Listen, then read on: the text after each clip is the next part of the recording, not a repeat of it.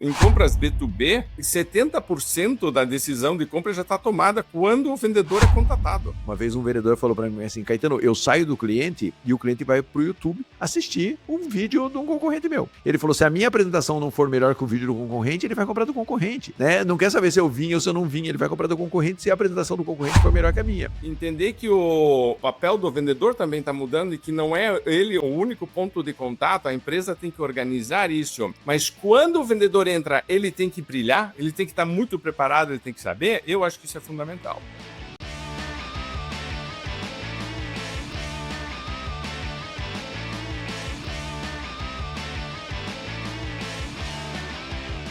Olá, campeão, olá, campeã! Prazer estar aqui com você, Raul Candeloro, junto com Marcelo Caetano, pilotando mais um nosso programa semanal de vendas, gestão e liderança, o podcast Venda Mais. Que prazer estar aqui com você, para você que nos vê, para você que nos ouve. Lembre de curtir, de comentar e de compartilhar, sua opinião é muito importante para nós. E hoje nós vamos falar sobre jornada não linear de compras. O que é isso? Todo mundo está falando de jornada de compras, experiência do cliente. E Marcelo e eu, o pessoal da Venda Mais, a gente tem notado cada vez mais uma dificuldade de você seguir, de verdade, um processo linear, porque o cliente não está seguindo esse processo. Então, você faz um funil de vendas tradicional, você vai de etapa em etapa, o cliente desrespeita essas etapas, né? Vai, volta, entra por um canal, sai pelo outro, volta para não sei o quê, e aí vira uma confusão, os vendedores não sabem o que fazer, o gerente não sabe como cobrar, e é sobre isso que Marcelo e eu queremos falar, até para aprofundar um pouco o assunto, como sempre, e sair um pouquinho só da questão de vendas e falar um pouquinho mais de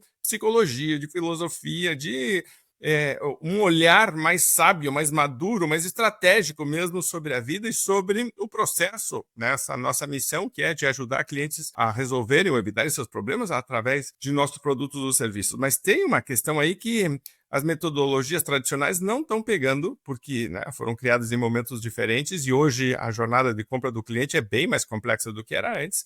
Então a gente precisa também tornar mais abrangente a conversa. Marcelo, comentários iniciais antes da gente entrar no círculo da jornada não linear? Em primeiro lugar, prazer estar aqui com você, Raul, prazer estar com todo mundo que nos ouve. É um assunto, na minha visão, super pertinente e delicado, super delicado, cara, porque o perfil do consumidor tem mudado significativamente e às vezes o jeito nosso de vender não tem mudado, né? O que funcionava antigamente não funciona hoje e a gente precisa realmente repensar um pouco desse processo, né? A gente estava batendo um papo aqui antes de começar a gravação do podcast, né? E eu falei algumas coisas para o Raul. Uma das coisas que a gente tem falado muito é o seguinte: quando você fala numa venda de maior valor agregado, o cliente ele vai decidir, você vai conseguir estimular o cliente a decidir rápido, mas ele vai decidir na hora dele, né? Ele não é assim aquele desespero. Nesses dias eu estava num evento em Curitiba e aí um corretor de imóveis chegou para mim e falou: cara, eu sou o melhor corretor de Minha Casa Minha Vida do Paraná. E agora eu comecei a vender médio alto padrão e ele começou a falar. E ele falou assim, qual que é a sua dica? Daí eu falei, minha dica é respire. Né? Respire. Porque o cara do Minha Casa Minha Vida, ele compra porque ele descobre que ele tem possibilidade de pagar aquela prestação, ele compra. Então, ele compra a oportunidade. Né? Ele compra aquela possibilidade dele ter acesso ao imóvel. O cara do médio alto padrão, ele compra na hora que ele decide comprar. Né? E você tem que estar perto dele na hora dele decidir comprar. Ou seja, respire, cara. Não é você forçando que ele vai fechar mais rápido. Mas se você forçar, pode ser que ele não volte a falar com você, porque ele vai falar, cara, que cara inconveniente tá aqui tentando me vender. Ele falou, isso significa que eu vou ter que ter muito mais clientes em negociação para conseguir menos fechamentos. Eu falei, exatamente isso. E fechamentos de maior valor do que a soma do valor que você tinha antes, quando você vendia Minha Casa Minha Vida. Então veja que essa lógica que a gente precisa entender, né? E do perfil de vendas. Tem a venda lá que é de baixo valor agregado, que de repente você consegue estimular, provocar, né? Mas aí você tem a venda de alto valor agregado, que você pode também criar mecanismos de acelerar o processo, óbvio que pode, mas o cliente vai decidir muito no timing dele. Você vê que, estava pensando aqui, o pessoal do Jolt, né, aquele livro que a gente gravou, o outro podcast, fala sobre você ter dois processos, na verdade. Um é de convencimento e aí o outro é de estimulação. O comprador de Minha Casa Minha Vida acha que não tem opção. Quando descobre que existe uma opção, aquela é a opção, então, né, tá muito claro. O comprador de alto padrão, médio também, tem muitas opções. certo? Então a questão é por que a minha opção? E são lógicas diferentes. Então, essa acho que é a primeira coisa que tem que falar. Segundo, se você olha metodologias tradicionais, começando lá com aquela que todo mundo que fez faculdade 200 anos atrás e estudava em marketing, que era a AIDA, por exemplo. Atenção, interesse, desejo e ação. Certo?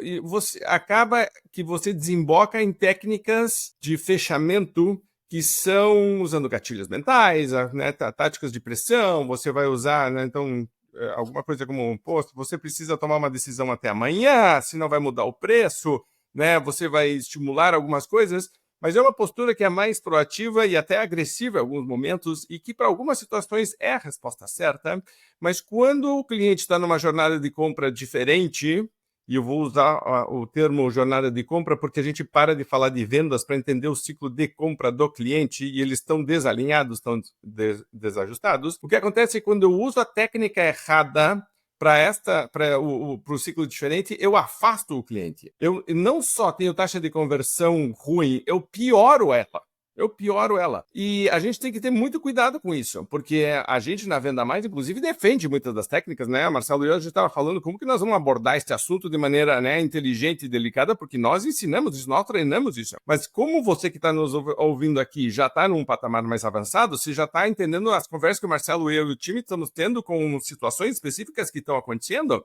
pós. Certo? Isso, tipo, qual que é a próxima etapa? O que vem pela frente? Né? Tipo, estamos olhando para frente. Como se posicionar em relação a isso? E então você começa a olhar que esta jornada de compra precisa entender muito o timing do cliente.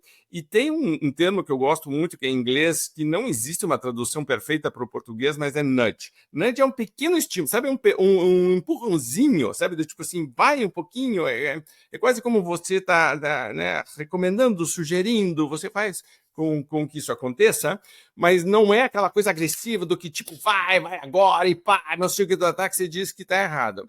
Isso, inclusive, é uma coisa, né, Marcelo, que você estava falando, que altera até a percepção do cliente em relação ao vendedor, à vendedora. Porque se eu começo a ver o vendedor como desalinhado com o meu processo de compra, eu acredito que ele ou não é competente, não me entendeu, é inconveniente, está sendo chato, etc., né?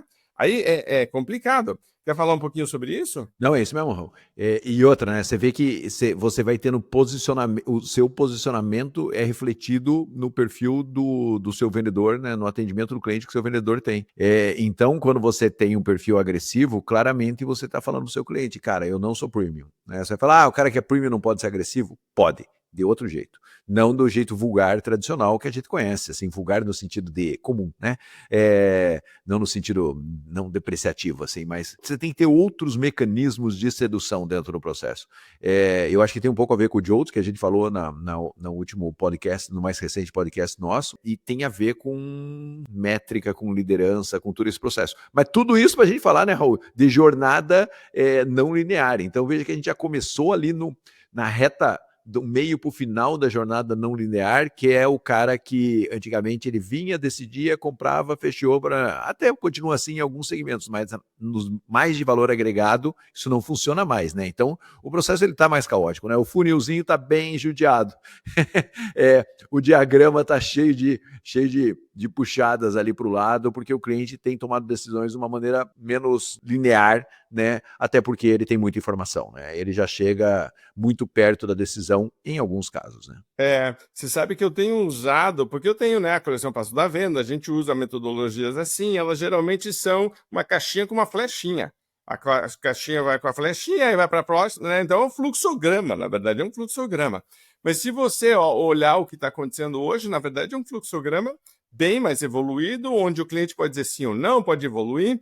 E acho que uma coisa clara que está acontecendo, numa metodologia tradicional de vendas, o vendedor, e a gente fala muito sobre isso, tem quase que um monopólio da relação com o cliente, certo? Então, do tipo, todas as informações, de alguma maneira, passam. Pode ter um marketing, mas o marketing está desalinhado de vendas, então tem lá suas...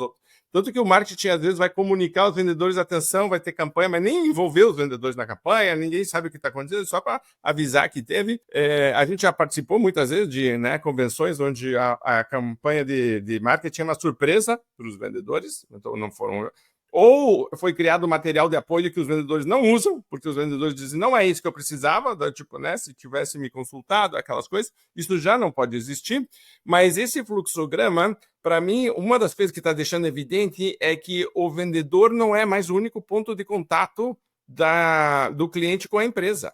O cliente vai procurar na internet, vai procurar no site, vai ligar, vai querer falar com, sabe, do tipo, vai. Então, o vendedor tem que entender, tem que coordenar, tem que participar, é peça fundamental, mas a empresa que está gerindo isto, que tem uma visão estratégica, tem que entender que eu não posso ser omnichannel no sentido só de que o cliente pode comprar de mim de muitos canais e que eu preciso alinhar. Ele vai ser informado, ele vai ter relacionamento, ele vai ter contatos por múltiplos canais. E eu tenho que começar a pensar, então, como que eu faço para estar presente de maneira organizada em relação a tudo isso. Isso faz com que torne mais complexo o processo, mas é simplesmente uma reflexão para mim do que os clientes já estão fazendo. Já estão fazendo. Outro dia eu estava lendo em compras B2B, 70% da decisão de compra já está tomada quando o vendedor é contatado. Então, é porque o comprador, a compradora, já teve uma jornada anterior à jornada de compra, certo? Ou se você colocar dentro das etapas iniciais da jornada de compra, essa jornada de pesquisa, de comparação, de olhar, já existiu. Então, o vendedor, a vendedora já chegou. Então, essa questão de entender que o papel do vendedor também está mudando e que não é ele o único ponto de contato, a empresa tem que organizar isso. Mas quando o vendedor entra, ele tem que brilhar, ele tem que estar muito preparado, ele tem que saber. Eu acho que isso é fundamental. Quer falar sobre isso? Não, e você vê, a gente gravou esses tempos um podcast falando sobre sucesso do cliente, experiência do cliente, né? Na nossa ótica, né? Tentando sair do senso comum. E agora a gente está falando sobre isso, né? Que é uma entrada brutal do marketing dentro do processo comercial, né? Como comunicação, né? Porque é aquela coisa, né? O cliente começa a decidir buscando fontes de informação na internet, na rede social, em tudo quanto é lugar, e ele já chega, depois tem algumas divergências sobre isso, mas ele já chega muito perto do que ele quer, né? Então, você começa a ter uma outra função. Você não tem mais que explicar tanto o produto, você tem que facilitar o processo de compra dele, né? Você tem que fazer com que esse processo de compra seja o mais fluido possível, porque ele já chega mais ou menos pronto nesse processo. E se ele apertar muito o vendedor, é capaz do vendedor saber menos do produto do que ele, porque eu não sei você, Raul, mas eu sou assim, quando eu vou comprar uma televisão, cara, assim, eu viro o pesquisador da televisão, assim, quando eu chego no cara, eu falo, cara, não venha me explicar esse negócio aqui, porque eu quero comprar, só me ajude aqui para cá ou para lá que eu vou. Mas a decisão já está meio tomada dentro do processo, né? E o que eu acho é que as empresas, elas entenderam já isso, como marketing, uma parte delas entendeu. Vou repetir para você que está nos ouvindo. Uma pequena parte delas entendeu. Você vai falar, Caetano, por que você está falando desse jeito?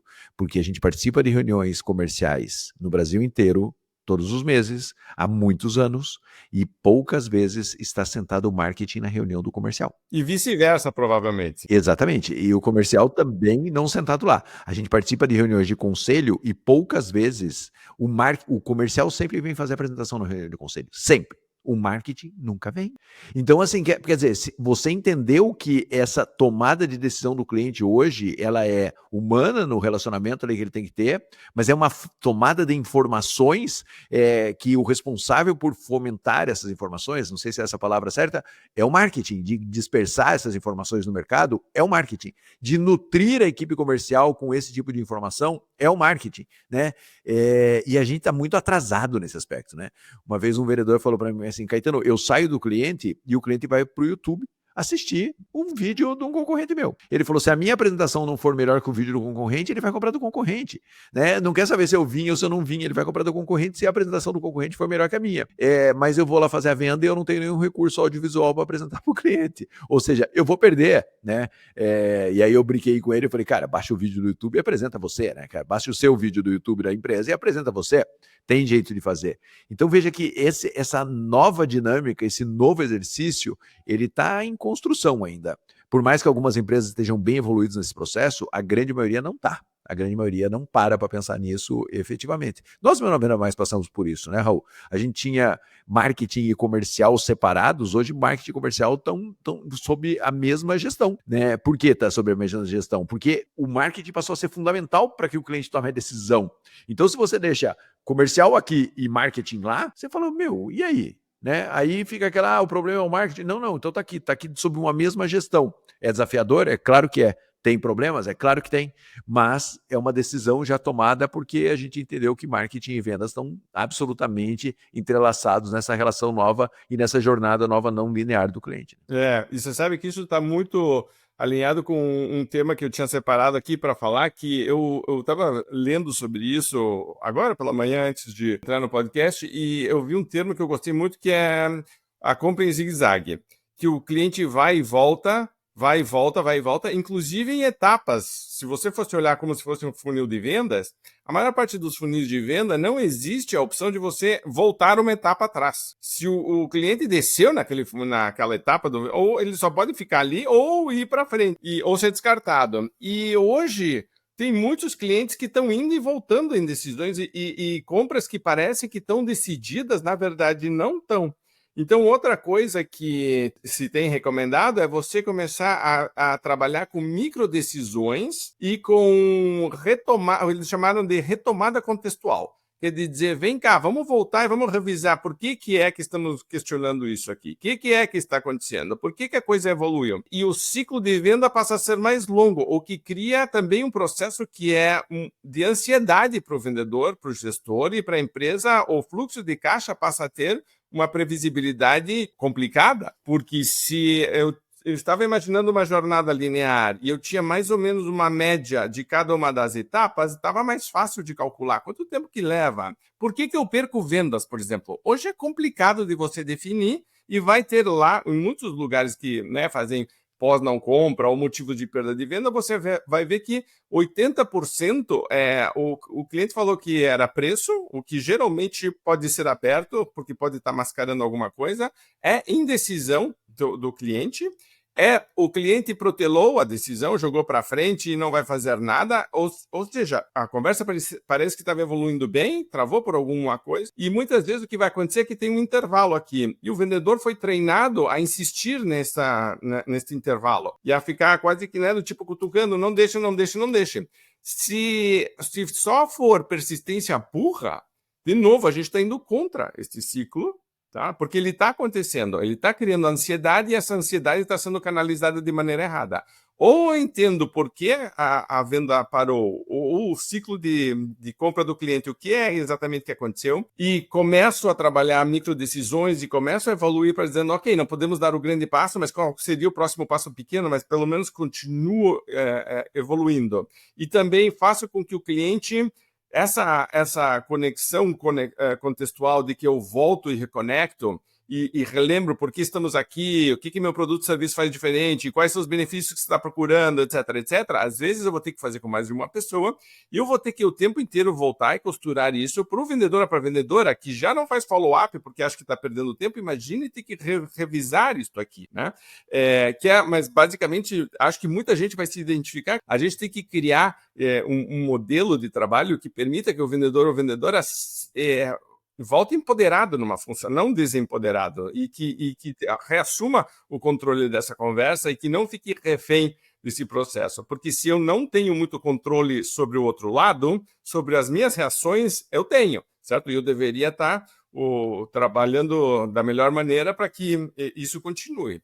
E outra coisa, Marcelo, a gente acho que vale a pena reforçar, que quando eu vou embora de uma reunião, eu deixo uma experiência e uma lembrança. E essa experiência ou lembrança tem que ser uma experiência ou lembrança positiva. O cliente pode ter o ciclo dele diferente do nosso, mas ele tem que ter sempre uma experiência positiva e se lembrar de nós como alguém que ajuda, que alguém que agrega, alguém que sabe que pode contar com a gente. O que é meio estranho, porque às vezes você gostaria de... E obviamente, vão ter muitos momentos onde o nudge vai ser importante, né, o empurrãozinho, a técnica de fechamento, o gatilho vão ser importantes, mas de forma geral, eu repenso até o processo de lifetime value. Ele não é só um lifetime value de soma de tudo que o cliente comprou de mim, que é hoje o que as empresas estão fazendo, mas é sim a soma de todas as experiências que o cliente teve comigo. Então, ele indica, por exemplo, ele recomenda, ele sugere, ele reclama, ele tem um aspecto diferente que não mede só a questão financeira ou de volume de compras, mas sim a qualidade do relacionamento como está.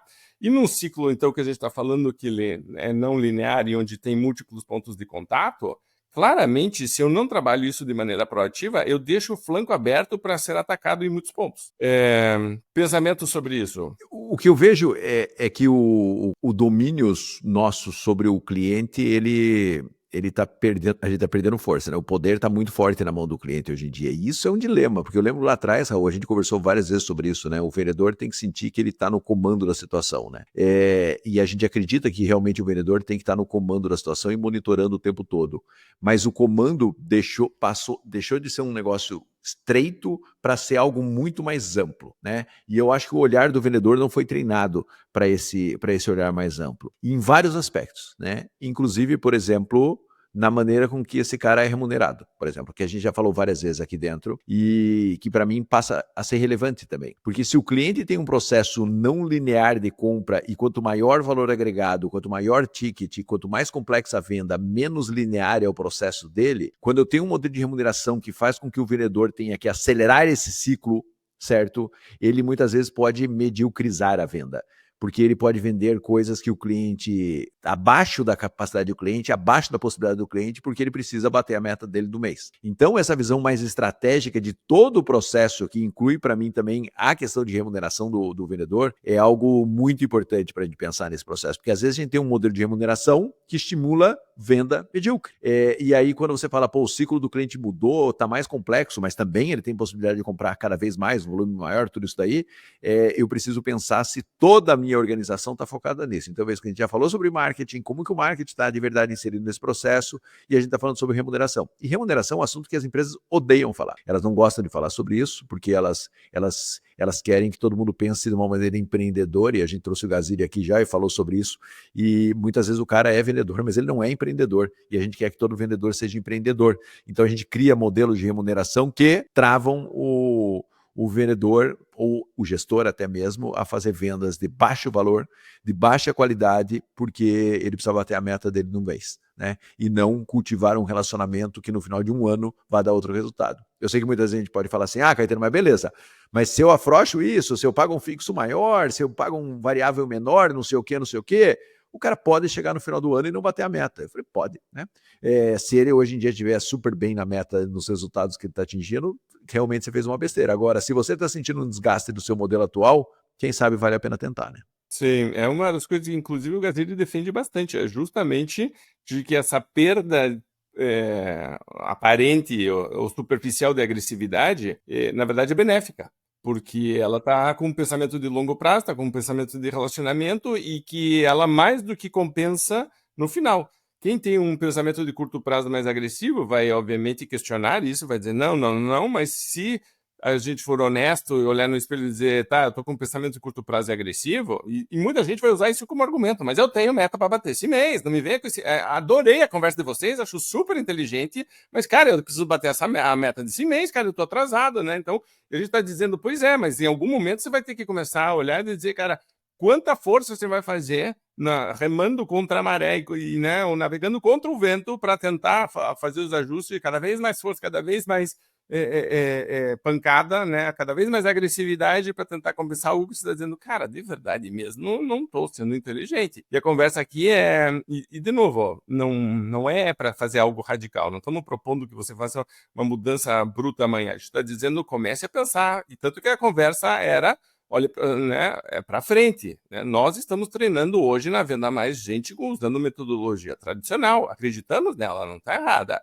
A questão é que em muitas situações você já está começando a ver sinais de exaustão, certo? Você já está começando a ver que o o processo precisa ser aprimorado e você já tem que estar começando a dizer, ok, qual que é a próxima etapa? Todo modelo vai ter versões 1.0, 2.0. O modelo de vendas da tua empresa é a mesma coisa. Então, se você começa a ver essa jornada não linear de compra e começa a forçar cada vez mais metodologia antiga, tradicional, você vai ver que a coisa não fecha. Não fecha. É aquela brincadeira que toda criança acho que ganha em algum momento, é aquele cubo que tem um lugar para colocar o triângulo, o quadrado, o círculo, e os pais ficam olhando e dizendo desesperado, meu Deus do céu, tentou colocar um triângulo no círculo e não entrou. Né? E tem crianças que ficam bravas e batem, e quebram, e não sei o que é, e tem crianças que dizem, não, vou tentar o outro. E a ideia é você ensinar círculos, mas tem outras coisas que estão acontecendo. E aqui é exatamente a mesma coisa. Acho que, né, Marcelo, uma das coisas que a gente tem defendido muito é você ter um cardápio de opções, né? Você ter múltiplas ferramentas e você, como líder, poder escolher nesta situação o que é que mais... É quase como se teu vocabulário estivesse sendo expandido. Queremos que você tenha mais opções. E se você está vendo jornadas não lineares de compra, e provavelmente muitos dos teus clientes maiores vão estar já começando a fazer isso, dar sinal disso, você tem que começar a olhar e dizer como que eu lido de maneira proativa com isso, porque senão a gente está o tempo inteiro atrasado, reagindo. E quando a gente está reagindo, a gente está atrasado e, de novo, estamos em vendas, precisamos vender, temos cota para bater, meta, não sei o que, estou atrasado no processo. A reação é uma reação ansiosa, é quase que uma resposta animal, né, pouco inteligente. Aqui a gente tem que começar a olhar e dizer como que eu faço.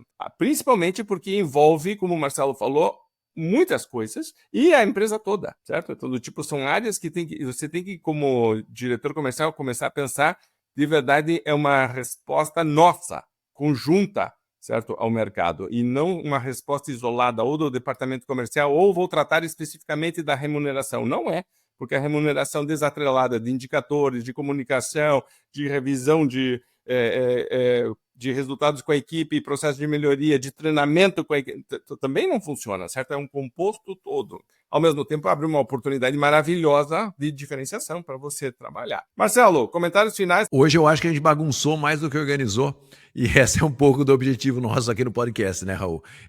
Abrir uma conversa mais madura, né? Como você mesmo disse, mesmo com menos fórmula, né? E hoje acho que a gente bagunçou bastante a cabeça. Mas assim, se eu pudesse resumir um pouco do que a gente falou, é o seguinte, tá claro algo que a gente já tem falado aqui muitas vezes, né? Não é o vendedor que vende, não é o gerente comercial que vende, não é o diretor comercial que vende, é a empresa que vende, né? E isso tem sido recorrente nas nossas conversas aqui, e eu queria que você olhasse o comportamento de governança da sua empresa, sabe? O quanto essas áreas de verdade têm assumido posições importantes dentro da sua organização. Porque é aquela coisa que eu falei aqui, pode parecer bobagem, mas se na reunião do conselho nunca tem ninguém do marketing fazendo uma apresentação para o conselho, se na reunião de resultados comerciais o marketing não participa, se na reunião de resultados comerciais o RH não participa, quer dizer que eles não estão de verdade perto do seu resultado comercial. Então, você começa a mudar o pensamento da sua empresa para trabalhar nesse momento menos ortodoxo que a gente está entrando, mais complexo, menos linear, é quando você tem comportamentos na sua empresa que validem o que você está fazendo de verdade, né?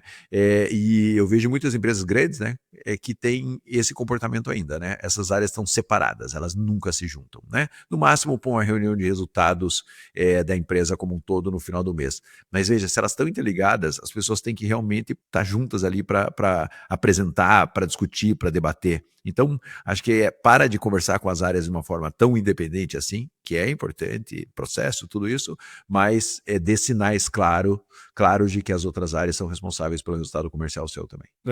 Você sabe que eu tenho feito um trabalho interessante que é o seguinte, o que atrapalha X? No caso aqui seria o que atrapalha vendas, certo? Por que a gente não vende? Quais são alguns motivos que atrapalhariam o cliente de vender mais? Aí você vai ver informação confusa, o site não sei o que, e você começa muitas vezes a entrega, a forma como está precificado, a forma como é cobrado, e você começa a pegar múltiplos departamentos dentro da empresa. Não é só o departamento comercial que está. E você começa a eliminar barreiras de compra. Eu acho que se pensarmos assim, como que eu posso eliminar barreiras de compra e facilitar a compra por parte do cliente? O pessoal fica muito, muito preso na primeira parte, que é preço, certo? Então, tipo, porque realmente, se eu tenho dois produtos e um preço é mais baixo do que o outro, é tendência natural já, uma das barreiras já existiu ali, mas tem várias outras.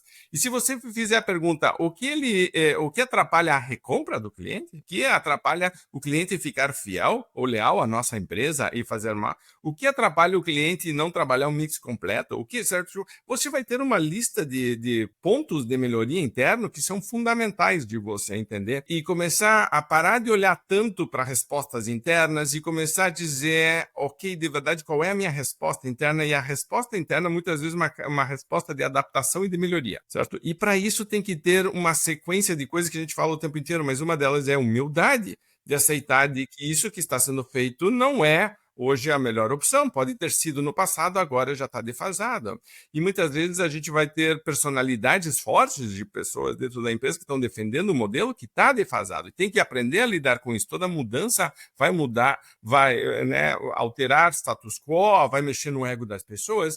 Então, essa visão de verdade de aprendiz, eu gosto muito, né, dessa visão, é um pouco a filosofia oriental. Eu acho que foi o fundador do judô que, né, pediu para ser enterrado com faixa branca.